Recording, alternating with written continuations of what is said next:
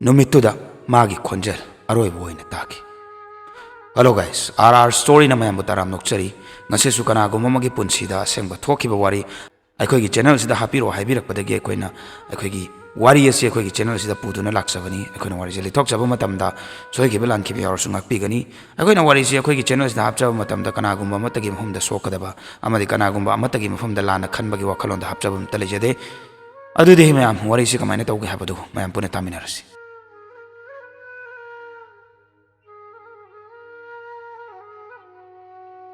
are story की channel असी इसासु यामना पामना ताजै आइगिसु आइगी इसादा थोखिबा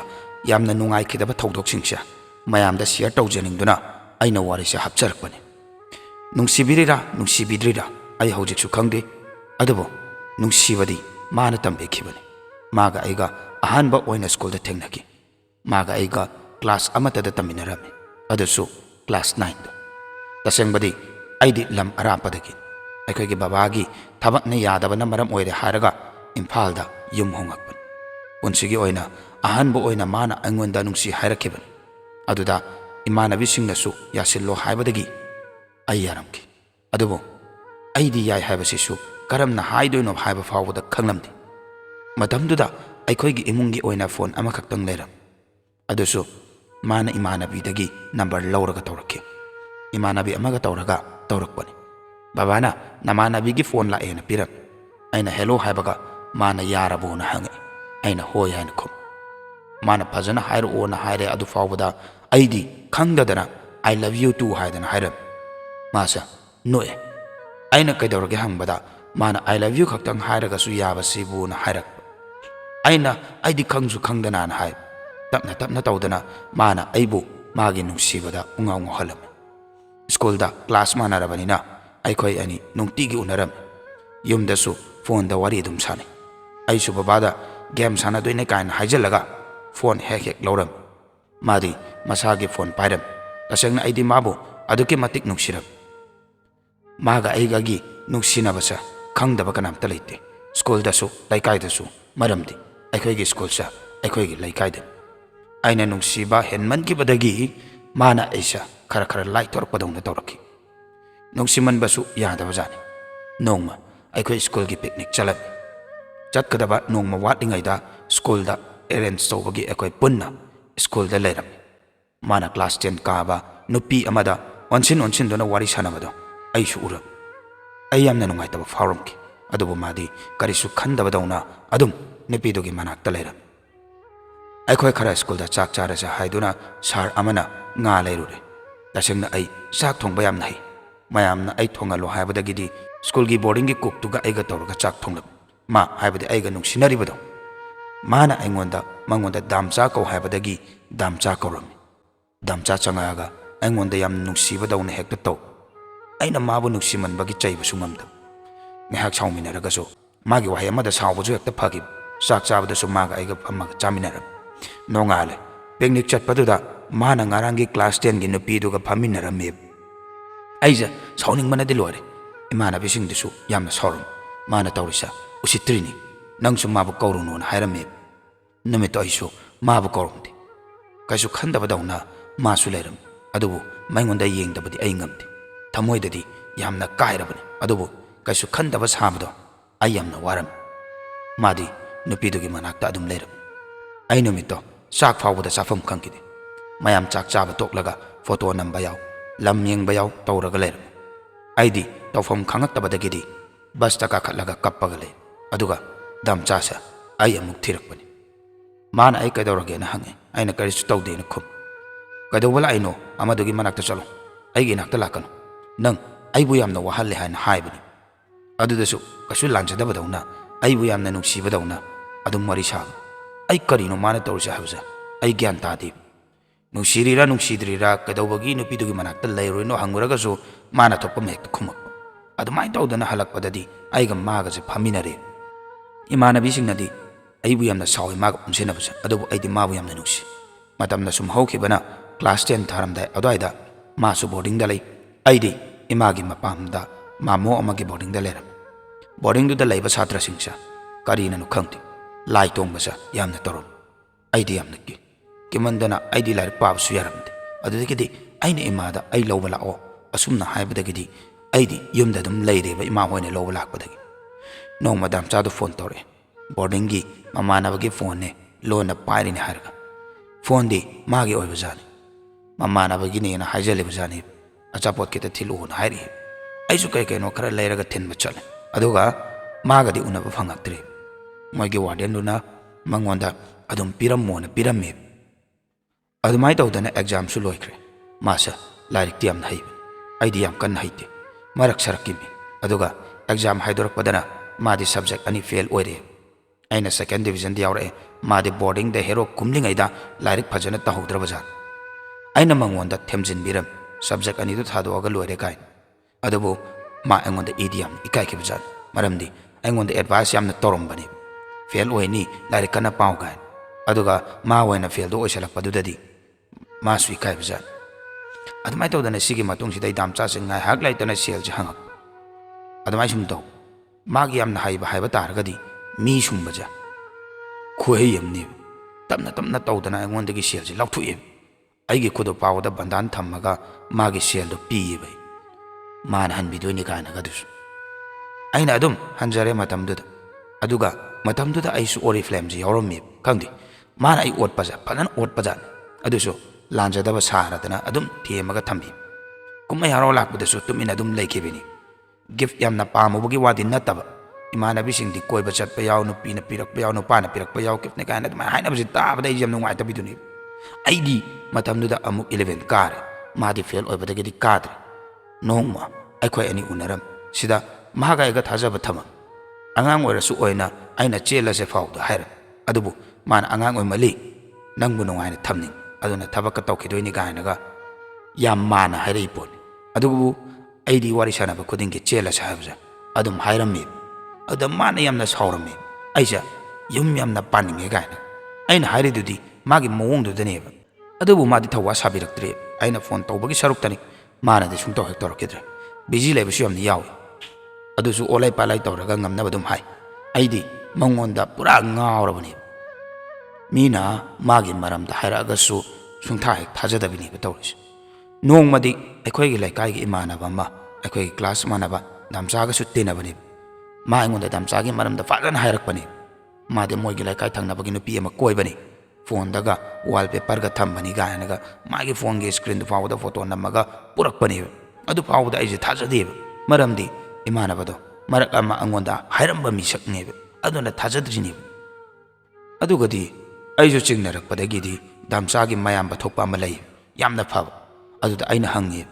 ꯍꯥꯟꯅꯗꯤ ꯃꯥꯁꯨ ꯍꯥꯏꯗꯣꯛꯑꯝꯗꯦ ꯑꯩꯅ ꯀꯞꯄꯒ ꯍꯥꯏꯕꯅꯦ ꯇꯁꯦꯡꯅ ꯑꯩ ꯌꯥꯝꯅ ꯋꯥꯔꯦ ꯃꯥꯒꯤ ꯅꯨꯡꯁꯤꯕꯁꯦ ꯅꯨꯡꯁꯤꯔꯤꯔꯥ ꯅꯨꯡꯁꯤꯗ꯭ꯔꯤꯔꯥ ꯑꯩꯕꯨ ꯃꯥꯅ ꯐꯥꯖꯤꯟꯗꯨꯅꯁꯨ ꯊꯝꯕꯤꯕ ꯑꯗꯨꯒ ꯑꯩꯕꯨ ꯐꯖꯅ ꯂꯣꯏꯅꯕꯤꯕꯁꯨ ꯅꯠꯇꯕ ꯑꯩ ꯌꯥꯝꯅ ꯋꯥꯔꯦ ꯁꯦꯡꯅ ꯍꯥꯏꯕꯤꯌꯨ ꯍꯥꯏꯕꯗꯒꯤꯗꯤ ꯗꯗꯥꯗꯨꯅ ꯂꯣꯏꯅ ꯍꯥꯏꯔꯛꯑꯦ ꯃꯥꯗꯤ ꯅꯨꯄꯤ ꯌꯥꯝꯅ ꯀꯣꯏꯕꯅꯤ ꯑꯗꯨꯕꯨ ꯃꯥꯅꯗꯤ ꯅꯪꯕꯨꯗꯤ ꯃꯌꯥꯝꯗꯒꯤ ꯍꯦꯟꯅ ꯂꯨꯝꯅ ꯂꯧꯖꯕꯅꯤ ꯑꯗꯣ ꯑꯩ ꯀꯩ ꯍꯥꯏꯗꯣꯏꯅꯣꯗꯤ ꯈꯪꯗ꯭ꯔꯤꯁꯤꯅꯤ ꯑꯗꯨꯗꯒꯤꯗꯤ ꯑꯩꯅ ꯗꯥꯝꯆꯥꯗ ꯐꯣꯟ ꯇꯧꯔꯦ ꯑꯗꯨꯒ ꯐꯖꯅ ꯉꯥꯡꯊꯕꯅꯦ ꯑꯩꯅ ꯍꯥꯏꯕꯅꯦꯕ ꯗꯥꯝꯆꯥ ꯑꯩꯕꯨ ꯊꯥꯗꯣꯛꯄꯤꯔꯣ ꯅꯪꯒꯤ ꯈꯥꯏꯔ ꯈꯥꯏꯔꯒ ꯄꯤꯕ ꯅꯨꯡꯁꯤꯕꯁꯦ ꯑꯩ ꯌꯥꯝꯅ ꯋꯥꯔꯦ ꯑꯗꯨꯃꯥꯏꯅ ꯍꯥꯏꯕꯗꯨꯗ ꯃꯥꯅ ꯍꯌꯦꯡ ꯎꯅꯁꯤ ꯊꯝꯃꯨꯁꯤꯅꯤ ꯑꯩꯅ ꯊꯣꯛꯂꯛꯑꯔꯣꯏ ꯍꯥꯏꯔꯤ ꯑꯗꯨꯁꯨ ꯃꯥꯅ ꯌꯥꯗꯦ ꯑꯗꯩ ꯑꯩꯁꯨ ꯈꯜꯂꯦ ꯍꯌꯦꯡꯁꯦ ꯃꯥꯅ ꯆꯦꯟꯖꯦ ꯍꯥꯏꯕꯗ ꯃꯥꯅ ꯌꯥꯔꯒꯗꯤ ꯐꯔꯦ ꯌꯥꯗ꯭ꯔꯒꯅ ꯑꯩ ꯂꯥꯞꯊꯣꯛꯑꯒꯦ ꯀꯥꯏꯅꯒ ꯑꯩꯒꯤ ꯈꯜꯂꯦꯕ ꯆꯞ ꯌꯨꯝꯅ ꯈꯜꯂꯕꯅꯤꯀꯣ ꯅꯣꯡꯉꯥꯜꯂꯦ ꯑꯩꯈꯣꯏ ꯑꯅꯤꯁꯨ ꯎꯅꯔꯝꯃꯤ ꯆꯦꯟꯖꯦ ꯍꯥꯏꯕꯗꯗꯤ ꯃꯥꯅꯁꯨ ꯌꯥꯗ꯭ꯔꯤ ꯃꯥ ꯑꯃꯨꯛ ꯍꯟꯅ ꯀꯣꯏꯔꯔꯣꯏ ꯂꯥꯜꯂꯤꯁꯤ ꯑꯗꯨꯕꯨ ꯑꯩ ꯃꯥꯒꯤ ꯋꯥꯗꯣ ꯊꯥꯖꯕꯗꯤ ꯉꯝꯗꯦ ꯊꯥꯖꯕ ꯍꯥꯏꯕꯗꯣ ꯃꯥꯒꯤ ꯃꯐꯝꯗꯒꯤ ꯄꯨꯔꯥ ꯃꯥꯡꯈ꯭ꯔꯕꯅꯦꯕ ꯅꯨꯃꯤꯠꯇꯣ ꯑꯩꯒꯤ ꯄꯨꯟꯁꯤꯒꯤ ꯈ꯭ꯋꯥꯏꯗꯒꯤ ꯀꯞꯈꯤꯕ ꯈ꯭ꯋꯥꯏꯗꯒꯤ ꯋꯥꯈꯤꯕ ꯅꯨꯃꯤꯠꯅꯤ ꯃꯥꯅꯗꯤ ꯊꯦꯝꯕ ꯌꯥꯕ ꯊꯦꯝꯃꯝꯕꯅꯤ ꯑꯗꯨꯕꯨ ꯑꯩ ꯇꯁꯦꯡꯅ ꯃꯉꯣꯟꯗꯒꯤ ꯂꯥꯞꯊꯣꯛꯑꯒꯦꯅ ꯈꯟꯈ꯭ꯔꯦ ꯍꯜꯂꯛꯄꯗ ꯏꯃꯥꯟꯅꯕꯒꯤ ꯌꯨꯝꯗ ꯊꯝꯍꯜꯂꯝꯃꯦ ꯑꯩ ꯌꯥꯝꯅ ꯀꯞꯄꯤ ꯏꯃꯥꯟꯅꯕꯤꯗꯨꯅ ꯑꯃꯨꯛ ꯆꯩꯁꯤꯜꯂꯛꯄꯅꯦꯕ ꯅꯍꯥꯟ ꯍꯥꯏꯗ꯭ꯔꯣ ꯇꯣꯛꯑꯣꯅ ꯅꯪꯅ ꯗꯥꯝꯆꯥ ꯑꯗꯨꯝ ꯇꯧ ꯂꯩ ꯅꯪꯅ ꯍꯧꯖꯤꯛ ꯑꯗꯨꯃꯥꯏꯅ ꯇꯧ ꯂꯩꯔꯨꯕꯒꯤ ꯅꯠꯇ꯭ꯔꯣꯅ ꯀꯥꯏꯅꯒ ꯄꯪꯆꯩ ꯆꯩꯁꯤꯜꯂꯛꯄ ꯃꯁꯤꯗ ꯑꯩꯒꯤ ꯏꯔꯥꯜꯁꯦ ꯀꯔꯤꯅꯣ ꯃꯥ ꯅꯨꯡꯁꯤꯔꯨꯕꯁꯦ ꯇꯥꯔꯦꯅꯦ ꯑꯩꯅ ꯃꯥ ꯅꯨꯡꯁꯤꯔꯨꯕꯁꯦ ꯑꯩꯒꯤ ꯏꯔꯥꯜ ꯇꯥꯔꯦꯕ ꯑꯩꯁꯦ ꯄꯨꯔꯥ ꯑꯉꯥꯎꯕꯤꯒ ꯆꯞ ꯃꯥꯟꯅꯕꯅꯦꯕ ꯃꯇꯝꯗꯨꯗ ꯃꯥꯅ ꯐꯖꯅ ꯊꯦꯝꯕꯤꯔꯝꯃꯒꯗꯤ ꯀꯥꯏꯅꯔꯝꯗꯕꯁꯨ ꯌꯥꯕꯅꯤ ꯊꯦꯝꯕꯒꯤ ꯃꯍꯨꯠꯇ ꯃꯥꯒꯤ ꯍꯩꯅꯕꯤꯗꯣ ꯑꯗꯨꯝ ꯇꯧꯔꯒ ꯂꯩꯕꯅꯤ ꯑꯩꯗꯤ ꯀꯥꯏꯅꯔꯦꯅ ꯈꯜꯂꯒ ꯑꯗꯨꯝ ꯂꯩꯔꯦ ꯑꯗꯨꯒ ꯃꯥꯗꯤ ꯃꯔꯛ ꯃꯔꯛꯇꯁꯨ ꯐꯣꯟ ꯇꯧꯔꯛꯑꯦ ꯅꯨꯡꯁꯤꯈꯤꯕ ꯍꯥꯏꯕꯁꯤꯗꯤ ꯑꯃꯅ ꯑꯃꯒꯤ ꯀꯦꯌꯔ ꯂꯧꯅꯒꯗꯕꯅꯤ ꯑꯗꯨꯕꯨ ꯃꯉꯣꯟꯗꯗꯤ ꯅꯠꯇꯦ ꯅꯣꯡ ꯐꯥꯗꯣꯛ ꯅꯤꯡꯁꯤꯡꯉꯒ ꯀꯣꯜ ꯇꯧꯔꯛꯄ ꯈꯛꯇꯅꯦꯕ ꯅꯣꯡꯃ ꯏꯃꯥꯟꯅꯕꯤ ꯈꯔꯒ ꯁꯉꯥꯏ ꯐꯦꯁꯇꯤꯚꯦꯜ ꯌꯦꯡꯕ ꯆꯠꯂꯦ इमानबी मयाबी स्टॉल फमे चंगे नुपा थेंगे माना येंप खुयेंसे कीबम यावनी बैसे नुमितुगी नुंगधांगदा अइंगोंदा प्रपोज तौरे इमानबीना यारोना कन्न तक्सले अई नुपा खिजरे अमुक थमोय अई काइनिंद्रेना सुंया यारमदी लोरे मयामजिना अइंगोंदा ओइरोइदबदा दुम खल्लगा लै ओइदौदी सुंतौ तौदी नुपादुनासु फोन तौरे अदुगा यानब कन्न तक्सिले अइना नंगोंदा नुंसीबा सुंगम ngamदौ मानदी अइदी मा यामना नुंसिरुरी माना हाइरेएना कछु काइदे नुंसिद्रगसु अइना दुम नुंसिजरी अदुगा मागी वखलसु अइ काउबा ngamnabasु होनाजगे यादंगदी याबियुसिनी अइसे बिट याम लैत्रबा इमानबीसिंगसिना लायम याव याबियुसिना मरमदी अइना दमचा तौ लेबदो मोय मियाम मिट याम नारबगनो खंगदी अदै नोक्सियम नोकनिंग मोय मयामना अइंगोंदा तौबिबसिंगदो अइसु मतम खरा येंगागेना नुपादुदा यारमनी नुपादुदी अइंगोंदगी चाही 7 मुहल माना अइंगोंदा पीबा नुंसिबसे दमचागा एगा चाही 3 नुंसिनरकपगा पूरा खेनबिनी बतोइस अइबु केयर लौबिबा मेकअप खुदिंगी अखोइगी कॉल तौरप टेक्स्ट तौरप मादी अखोइगी लाइकागी इमानबीगी मयामबगा तिनाबने यावसंगजा मोइगी युमदा फाउ लेरगा अइ सेनाबिनी पूरा तायोनरेबा अइंगोंददी अदुबु अइनदी थवा साबिदबने बतौरिस थाबल चोंफमदा अइ नुपादुगा फमिनरगा इनाउपी होय थाबल चोंबा थोरकपा ngairamni अदुदैदु दामचाजी चंगछलागा अमता थोरोसिनी अइना यारोय कगिन हायबदा मादी पूरा पैरगा लायनिको अदुगा हेक्ता ngang मागी कॉल पाखत्तबा बिजी लैबा नुपासिना कनानो गाय अदा अइना मीनेना हाय अदा मीने हायबबुदी खंगी कनानो सिने या कनानो सेंग हायरो गायना धप तौसलकपिदो अदै नुपादुना युमदा थिल्लगे हौगलोना हायरेबा दामचा मा थिलमगे सिने अदुगी आइजु खनरकपा तारेना इनाउपीदो कौरुरी अदुगा युमरोमदा चटपा हौ नुपादुदी तानरे दामचादी लाउर लेहौर कॉल पाइखलोन नुपादुना हायरे नंग कई खलेगी सिनी अइना कइनो हाय नंग मागा दुम खंगनखिगे हायरा नद्रगना अइगा खंगनसे हायरा ना हायबा अइना मंगोंदा हायबा अइ अमुक हन्ना वाबा पामद्रे नुंसिदिरिरा खंगदबसिगा ओनसिनदोइरा सिनी माना हायरे अदुदी फजना सेंगना मंगोंदा हायको हायरमगा मासु चटख्रे युमदा हंजले थेंगा कांदा दामचा कॉल तौरे अइ पाइखत्रे अयंग ओइना वारी सानारगे ngasi माजु खर ngauखिबदुगा सानानिंद्रब नोंगालगा वारी साने ngarang नुपादो कनानो ना हंगे अइना कदौरगे हंगबदा मायम चाइ अदुमाइना तौगनो नुपा कोइबसु यारोसिनी अइजे नोकनिंगे माना अदुग यामना अइंगोंदा ओतखिबसिंगदुगा ngang यामना चानद्रबदो अइना हाय नीरगा फंगबा अइगी नुंसिबदो अइ पामद्रे अइबु थमोय सेंगना नुंसिबिबा अइबु फजना ngak senbibado पामी सिनी अदि मान हायरे अइसा मागी अहानबा नुंसिखिबनी अरोइबसु ओइगदोइनी अइगा काइनाबा ngamoi कायनगा हायरकपिनी अइसु नुंगाइबदि नति अदुबु मागी ngaki वादा अइ पंगथररोइना खल्ले अइना अइ थम्मगे हायरगा अइ मागी कॉलसु सुंगबाइ पाइद्रे नंबर दिसिंदे मरक मरकता कॉल टेक्स्ट तौरपसु याव सोमदना नुपा अमदुना मु अइना थवा सादबगे प्रोक चाकपिनी बतौइस नोंगमदी नुपादुना अइसा अइखोइगे स्कूल ममांगदगी अइ पुरगा ममानाबा अमगिदा पुरएब मादी चेनगे हायना प्लान तौर लेरमबजाने माइना nganu थोंबा चादोइनी चाबा लोरा थिनबिगे हायब अदुगदी पुंग 3 हेला फावबदा थिल्लो याद्रे अइना तौबा सप्त्रसे अरोइबिनी माना मायामना वारे मागे नाक्ता थमजरगे अइना कप्पो लावबो तौरगा मफमदुदगी चेनथोरएब अदुगा ऑटो तोंगागा युमदा हले पुंग 6 तारे नमितुदा बाबागा दादागना अइसा फुदारे स्कूल चंगदना कोइबा चटले बाबाना अइसा ओक्तबिने गायना यामना ngang अइना खले ओक्तबिने हारकपदुदा चेलमबना बुहेन फै मरमदि मोइने यामना लाना खनखिबदो अंगोंदे यामना नुंगाइजदबा अंगांगो ओइबनिना चेलगेना खल नोंगालगा अखोइनी चेले अदुगा बाबाना साउदना नुपा मयमदे इंथोरे नमितुगी नोंथांगदा दामचाजे कॉल तौरे अदुगा कप्तनगा तौरिनिको अइसु ज्ञान तादे अइसु माना अदुमाइना तौबदुदा अइसु कप्पे नमितुना अरोइबने मागी खोंजल ताके अदुबु युमदुदा लैबदा अइंगोंदे नुंगाइतबा अमता लैकिदे मरमदि माना अइसा अदुगी मतिक लुना तौइ 12 थादोबा मतुंगदसु बीए सु लोइसले तसेंगना अइसा लाइबक फबिनीना खंजे खरा लैरगा युमनासु लौखले हौजिक्ति अइ इसा नुपा अमगा नुपी अमगा लैरे अइ इसासु प्राइमरी गी ओजा मचा मसु ओइरगा नुंगाइना लैजरी ꯑꯩꯅ ꯍꯥꯏꯅꯤꯡꯉꯤꯁꯤ ꯅꯨꯄꯤꯗꯤ ꯑꯩꯅ ꯅꯨꯡꯁꯤꯕ ꯅꯠꯇꯕ ꯑꯩꯕꯨ ꯅꯨꯡꯁꯤꯕꯤꯕ ꯑꯣꯏꯅ ꯊꯤꯕꯤ ꯑꯩ ꯏꯁꯥꯗ ꯊꯣꯛꯈꯤꯕ ꯅꯨꯡꯉꯥꯏꯈꯤꯗꯕ ꯊꯧꯗꯣꯛ ꯍꯥꯏꯖꯕꯅꯤ ꯃꯁꯤꯅꯤ ꯉꯁꯤꯒꯤ ꯋꯥꯔꯤ ꯍꯥꯏꯕ ꯇꯥꯔꯒꯗꯤ ꯑꯗꯨꯒ ꯑꯩꯈꯣꯏꯒꯤ ꯁꯥꯏꯠꯇꯒꯤ ꯑꯃꯨꯛ ꯍꯥꯏꯖꯧ ꯍꯥꯏꯕ ꯇꯥꯔꯒꯗꯤ ꯑꯩꯈꯣꯏꯒꯤ ꯅꯧꯅ ꯆꯍꯤ ꯅꯧꯅ ꯑꯉꯥꯡ ꯑꯣꯏꯔꯤꯉꯩꯗ ꯅꯨꯡꯁꯤꯅꯕꯁꯤ ꯁꯤꯒꯨꯝꯕ ꯀꯥꯏꯅꯕ ꯅꯨꯡꯉꯥꯏꯅꯗꯕ ꯌꯦꯡꯊꯤꯅꯕ ꯉꯟꯅ ꯆꯦꯟꯕ ꯁꯤꯒꯨꯝꯕꯁꯦ ꯌꯥꯝꯅ ꯊꯣꯛꯀꯜꯂꯤ ꯑꯗꯨꯗꯨꯅ ꯏꯁꯥ ꯃꯇꯤꯛ ꯆꯥꯅꯕ ꯍꯥꯟꯅ ꯂꯣꯏꯅ ꯍꯣꯠꯅꯕꯤꯌꯨ ꯌꯨꯝ ꯄꯥꯟꯕꯒꯤ ꯂꯝꯕꯤꯗ ꯆꯪꯁꯤꯟꯕꯤꯌꯨ ꯍꯥꯏꯖꯒꯦ ꯅꯧꯅ ꯅꯨꯡꯁꯤꯕꯒꯤ ꯂꯝꯕꯤꯁꯤꯗ ꯈꯣꯡꯁꯦ ꯊꯥꯡꯖꯟꯕꯤꯔꯨꯅꯨ ꯑꯗꯨꯝ ꯑꯋꯥꯕ ꯅꯪꯒꯜꯂꯤ ꯍꯥꯏꯕꯁꯤ ꯊꯝꯖꯒꯦ ꯑꯗꯨꯒ ꯅꯨꯡꯉꯥꯏ ꯑꯐꯕ ꯑꯣꯏꯕꯤꯌꯨ ꯑꯩꯈꯣꯏꯒꯤ ꯁꯥꯏꯠꯇꯒꯤꯁꯨ ꯊꯃꯣꯏ ꯁꯦꯡꯅ ꯍꯥꯏꯖꯔꯤ ꯑꯋꯥ ꯑꯅꯥ ꯂꯩꯇꯕ ꯇꯧꯔꯨꯕ ꯊꯕꯛ ꯈꯨꯗꯤꯡꯃꯛꯇ ꯃꯥꯏ ꯄꯥꯛꯄ ꯑꯣꯏꯕꯤꯌꯨ ꯍꯥꯏꯕꯁꯤ ꯊꯝꯖꯕ ꯂꯣꯏꯅꯅ ꯉꯁꯤꯒꯤ ꯋꯥꯔꯤꯁꯤ ꯃꯇꯥꯡꯁꯤꯗ ꯂꯣꯏꯁꯤꯟꯖꯔꯒꯦ